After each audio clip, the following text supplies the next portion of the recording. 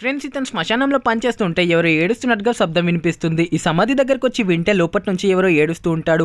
భయంతో అక్కడ నుంచి తను పరిగెత్తుకుంటూ వెళ్ళి అతని స్నేహితులను తీసుకుని వచ్చి ఇక్కడ ఎవరిని పూడ్చారు, ఎన్ని రోజులు అవుతుంది అని చెప్పి అడిగితే ఇక్కడ 1 month అవుతుందన్న పూడ్ చేసి ఒక అబ్బాయి వాళ్ళ నాన్న నాకు బాగా తెలుసు అతన్ని పిలిపిస్తానన్నా అంటే తొందరగా పిలిపించండి అంటే వచ్చాడన్న వాళ్ళ నాన్న అని చెప్పి అడిగితే అన్న మీ అబ్బాయి ఎలా చనిపోయాడంటే వాడు కార్ యాక్సిడెంట్లో చనిపోయాడు, వాడికి ఏం జరిగింది చెప్తాను వినండి. ఒక రోజు వాళ్ళ అమ్మకి అనారోగ్యం బాగులేదని చెప్పి డబ్బులు అడగడానికి వెళ్తే వాడు ఇలా అన్నాడు, బేటా మీ అమ్మగారికి బాగులేదు, తను హాస్పిటల్లో ఉంది, కాస్త డబ్బు సాయం చేస్తావా అంటే నా దగ్గర ఎక్కడ ఉన్నాయి నాన్న డబ్బులు, నీకేం పని ఉండదా, ఎప్పుడు చూసినా నన్నే డబ్బులు అడుగుతావంటే ఎవరు వచ్చారని వాళ్ళ వైఫ్ అడిగితే మా నాన్న వచ్చాడు, డబ్బులు కావాలంట అంటే మన దగ్గర ఎక్కడ ఉన్నాయి డబ్బులు లేవని చెప్పి వెళ్ళగొట్టు అని చెప్పి అంటుంది. మీ అబ్బాయి చేసింది తప్పే, కానీ మీ అబ్బాయి లోపల ఉండి ఇప్పుడు నరకం అనుభవిస్తున్నాడు, మీరు క్షమిస్తేనే ఆ దేవుడు కరుణిస్తాడు అంటే నేను వాడిని ఎప్పటికీ క్షమించను, బ్రతికుండగానే మమ్మల్ని రోడ్డు మీద వదిలేసిన వాడిని ఎలా క్షమించను అంటే మీ అబ్బాయిని మీరు క్షమించకపోతే ఆ శవాన్ని తీసి బయటపడేయనరా అంటే అలా చేయొద్దు, మా అబ్బాయిని నేను క్షమిస్తున్నానంటే చూశారు కదన్నా వాళ్ళ అబ్బాయి అంటే అతనికి ఎంత ఇష్టమో, కానీ వాళ్ళ అబ్బాయి మాత్రం ఒక తండ్రిని ఎలా చూసుకోవాలో అలా చూసుకోకుండా వదిలేశాడు అని ఏడుస్తూ ఉంటారు.